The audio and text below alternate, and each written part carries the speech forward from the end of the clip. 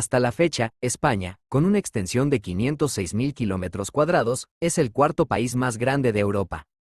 Comparte su frontera occidental con Portugal y sus fronteras septentrionales con Francia y Andorra.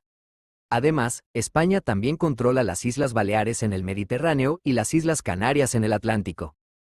Sin embargo, a principios del siglo Hig, España controlaba un área de 12 millones de kilómetros Argentina en América del Sur, y no solo eso, sino que Filipinas en el este de Asia, a través del Océano Pacífico, también estaba bajo el control del Imperio Español.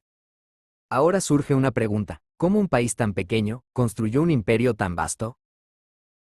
¿Y qué ocurrió para que en pocos años, la primera y más rápida superpotencia mundial colapsara tan gravemente, que su control se redujo a solo este país?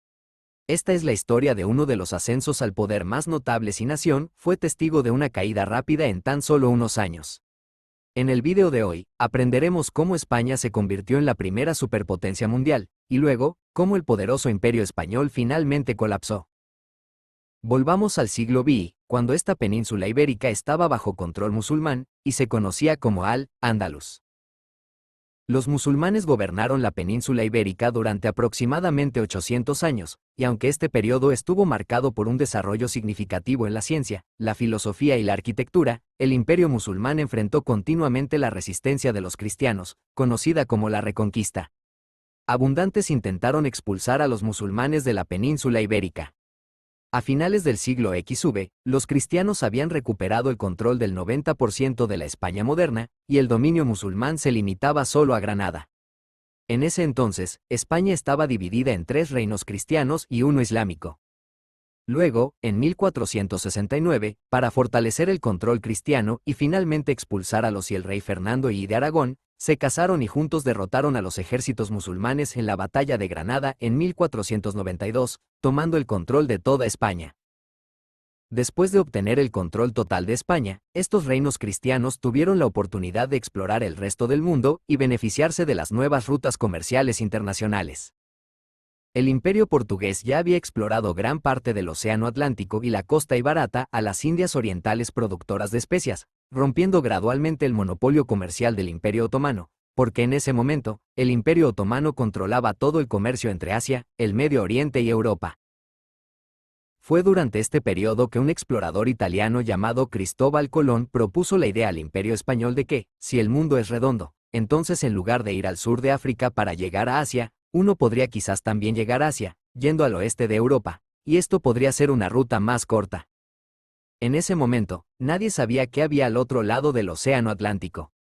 A la reina Isabel y al rey Fernando, les gustó mucho la idea de Colón porque, al igual que el Imperio portugués, querían que el Imperio español descubriera sus propias rutas comerciales lo antes posible. El 3 de agosto de 1492, Cristóbal Colón zarpó de la viaje, descubrió una isla. Pensó que quizás había llegado a una isla en el este de Asia. Nombró a esta isla San Salvador y procedió a explorar más, cartografiando gran parte de las Bahamas, el norte de Cuba y la Española, antes de regresar a España en enero de 1493, con la noticia de que se habían descubierto tierras aún no reclamadas por ningún europeo. El rey y la reina en 1493, en un segundo viaje, esta vez con 17 barcos. Esta vez, Colón descubrió todas las islas del Caribe, conoció a los locales allí y regresó a España en 1496. Luego, en 1498, Colón vino aquí por tercera vez. Esta vez descubrió Trinidad, Venezuela y el norte de América del Sur.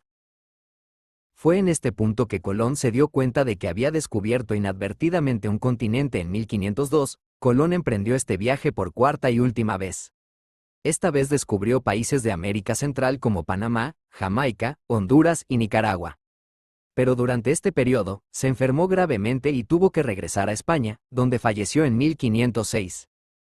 Aunque Colón no pudo descubrir la ruta más corta de Europa a Asia, el descubrimiento de este nuevo continente causó un gran revuelo en todo el mundo.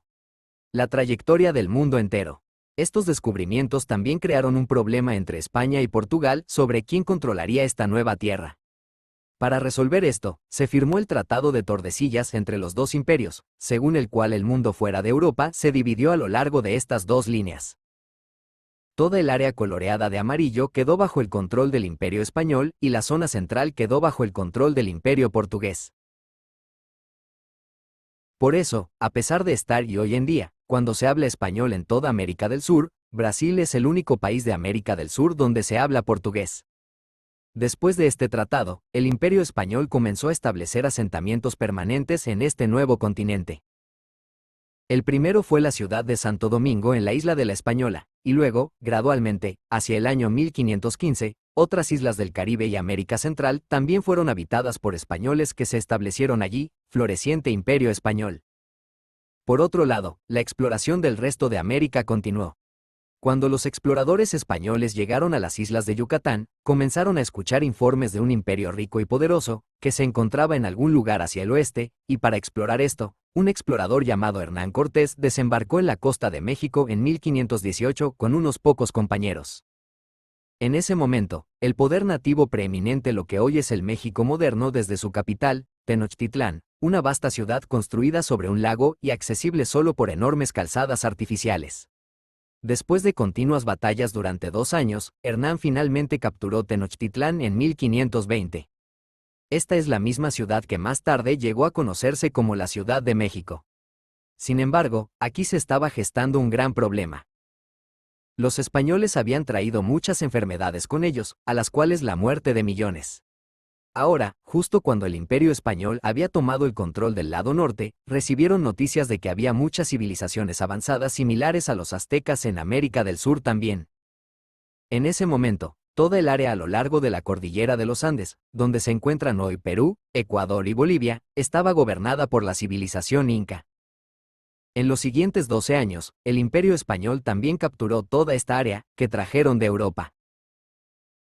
Dado que la mayoría de la gente local murió a causa de estas enfermedades debido a la falta de inmunidad, quedaron muy pocas personas para luchar contra los españoles, lo que facilitó que los ejércitos invasores capturaran las ciudades. A finales de los años 1530, el Imperio Español había llevado toda esta área resaltada en amarillo bajo su control, pero el área donde se encuentran Estados Unidos y Canadá en América del Norte aún no había sido. 1939, un explorador español llamado Hernando de Soto cartografió gran parte de los territorios a través de Florida, Georgia y Texas, pero el Imperio Español no estableció oficialmente ninguna colonia allí. Mientras todo esto sucedía en América, al otro lado del Océano Pacífico, el explorador español Fernando de Magallanes descubrió estas islas en el este de Asia. También había tomado el control total de Filipinas y ahora estaba atento a la geopolítica asiática. En el siglo XVI, el Imperio Español se expandía rápidamente y en consecuencia necesitaba más recursos y dinero, lo que los llevó a buscar agresivamente recursos en América del Sur. El Imperio Español encontró muchas minas de oro y plata en México, Bolivia y Perú, de las cuales se extraía oro y plata y se exportaban a España. Desde América del Sur que se estaban quedando sin espacio de almacenamiento. El 80% del suministro mundial de oro y plata estaba yendo a España. Los recursos de América Latina se estaban agotando severamente y con la llegada de los españoles estaba surgiendo una sociedad híbrida aquí. Un grupo de esta sociedad era la población mestiza, que básicamente eran aquellas personas que habían venido de España y se habían casado con mujeres locales y tenían hijos conocidos como que eran hijos de padres españoles, pero nacidos en América. El tercer grupo eran los peninsulares, también conocidos como sangre pura, ya que eran personas cuyos padres eran españoles y nacieron en España, pero fueron enviados a América para gobernar. Ellos eran la clase élite gobernante. Para el siglo XVI estaba surgiendo un intenso conflicto entre estas tres clases. Los criollos y mestizos sentían que nadie debería venir de España a gobernar estas áreas y que los nacidos internos se gestaban. El Imperio Español también estaba bajo amenaza externa. En América del Norte, exploradores británicos y franceses estaban llegando y estableciendo sus colonias allí. De manera similar, Gran Bretaña también comenzó intentos de tomar el control de Jamaica y las restantes islas del Caribe del Imperio Español, y entre 1654 y 1660 se libraron múltiples guerras entre el Imperio Español y los británicos por el control de estas islas. En todo el siguiente siglo, el Imperio Español solo se expandió a California y Texas, estableciendo ciudades como Los Ángeles, San Diego y San Francisco. Luego, en 1808, el Imperio Español sufrió un golpe masivo cuando Napoleón atacó España, y en un año, tomó el control de todo el país. Aquí en América del Sur, la población criolla y mestiza vio una oportunidad para obtener la independencia del Imperio Español, en todas estas áreas. En 1816, Argentina fue el primer país en declarar su independencia, seguida por Chile en 1818 y Colombia en 1819. 2 años después, México también se independizó del control español, y finalmente, en 1824, Perú declaró su independencia. Así que, literalmente, solo Cuba, Puerto Rico, algunas islas del Caribe y Filipinas permanecían bajo control español. Luego, en 1895, también comenzó la Guerra de Independencia en Cuba, y esta vez, Estados Unidos también estuvo involucrado en esta guerra. Solo 3 años después, el Imperio Español se rindió, y estos últimos países restantes también se liberaron del control español. Después de gobernar Mundial de Oro, el poderoso Imperio Español colapsó y se redujo a solo esta pequeña isla, que conocemos hoy como España. Así que, esta fue la historia de España.